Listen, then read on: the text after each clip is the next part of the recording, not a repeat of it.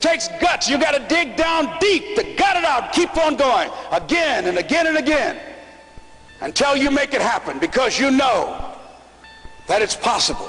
Now, what do you do during the hard times, Les? Here's what you must do.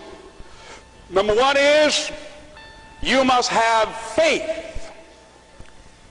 Paul said you must have the faith to call forth those things that be not as though they were. Judge not according to appearances. Don't judge your circumstances and the possibilities for your future based upon what you have now and because of what's going on now. No, no, no, no. That's not the real reality there. What you're going through, if you're going through some hard times, it has not come to stay, it has come to pass. It's all right.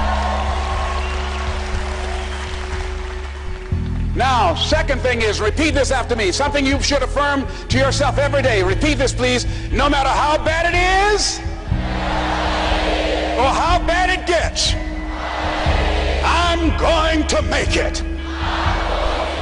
Say that to yourself every day. As I used to say to myself, when I would get up in the Penobscot building and I had to go into the bathroom and bathe in the bathroom sink, I had written on the mirror that I put up, just paste up, and I read, no matter how bad it is or how bad it gets, I'm going to make it.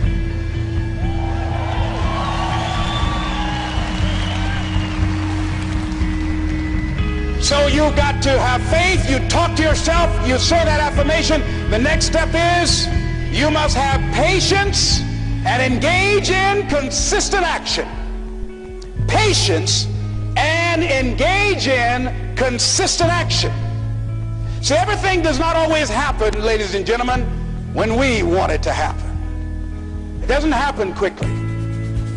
So in that process, they have something in the Far East called the Chinese bamboo tree.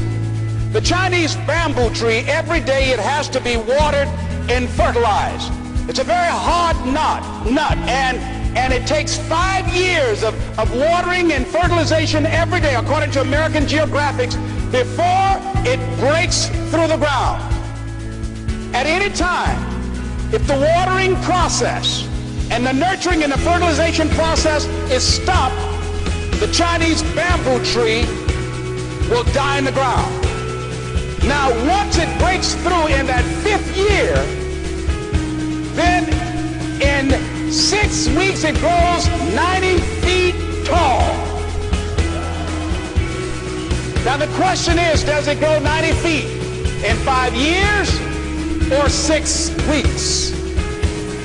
The answer is obvious. It takes 5 years. That's how long it took to grow it, to build that foundation, to nurture it, to water it, to build the reputation, to build the credibility, to learn the market, to learn people, to learn yourself, to learn the system, to learn how to do it, to figure it out. That's why you must have patience and engage in consistent action. We live in a world, ladies and gentlemen, where people want instant gratification. They want it right now. They want to be a Dexter Yeager, but they're not willing to pay the price to do what it takes to get up there where Dick Hopper is. Well, Bryant or Judy is. They think it was easy. No.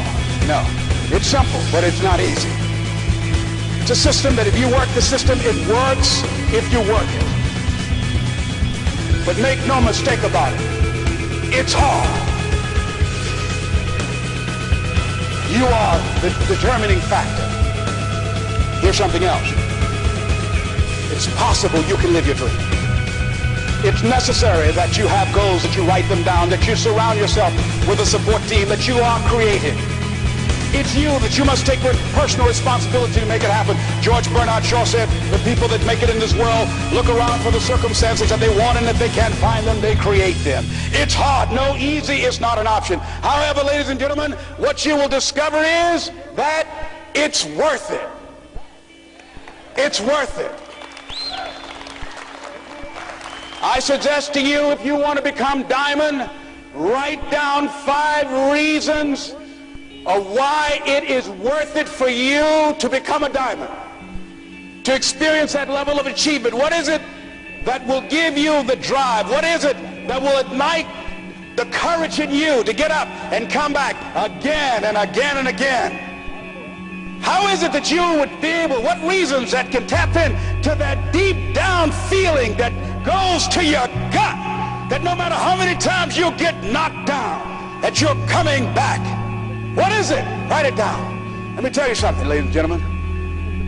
You saw that picture up there, the lady, Mrs. Mamie Brown. I'm flying from here tomorrow morning to be with my adopted mother. She's 87 years young, thank God. And I'll be with Mama tomorrow.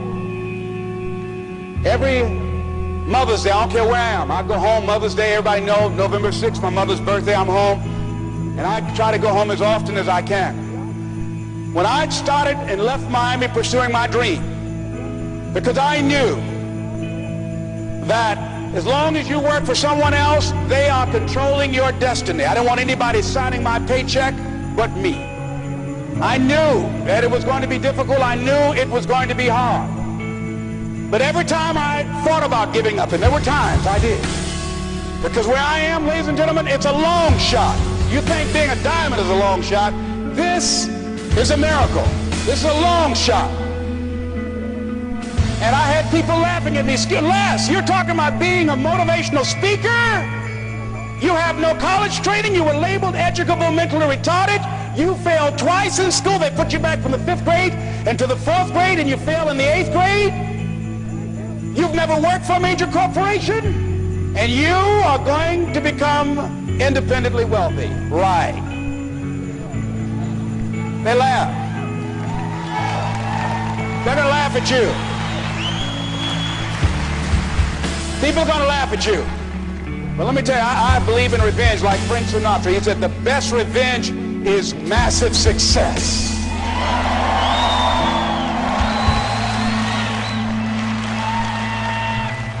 Ladies and gentlemen, when I was driving around with my mother and she saw a house, we were just looking for homes, and we drove an exclusive area of Miami where the coach of the Miami Dolphins, Don Shula, lives in that area called Country Club. My mother saw this house. Oh, what a beautiful home. And we looked at it. She said, oh boy, I would love to have something like that. One day I would feel like Mrs. Rockefeller. I said, you like that, Mom? I said, yeah. I said, oh, we just kept driving. I did not let my mother know at that time that I had it etched in my mind that I was going to do whatever number of meetings, whatever number of contacts, whatever number of calls I had to make, whatever it took to make that become a reality. And the day that I drove to that house and said, Mama, you remember that house you saw? We got out the car. I said, yes. I said, I really know the people that live there. She said, you do? I said, yeah, let me take you in and show it to you. And then I couldn't contain myself anymore when I got around and helped her get out of the car. And I took it, I said, Mom, I gave her the keys. Over 5,000 square feet. Large size Olympic pool, 12 feet deep, on a golf course, basketball court. I said, Mama, this is for you. And ladies and gentlemen, to see my mother walk around this house, this woman who only has a 3rd grade education, never had any children of her own.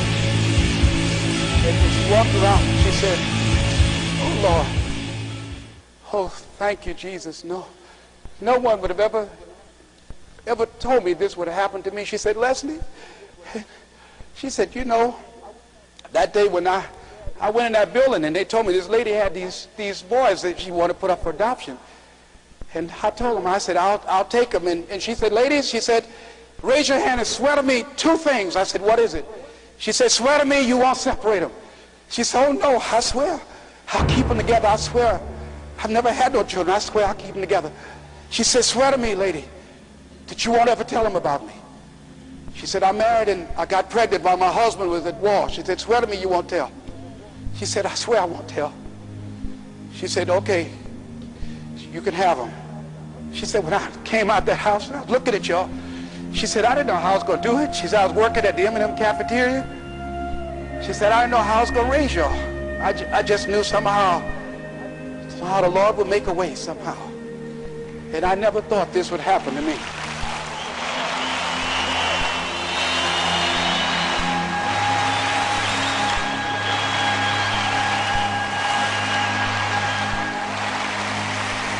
And I know. And during those moments when it's hard, not only must you have patience and engage in consistent action, but you must turn to a power greater than yourself and just say, Lord, whatever I face today together, you and I can handle it. And I know some way and somehow you'll make a way for me.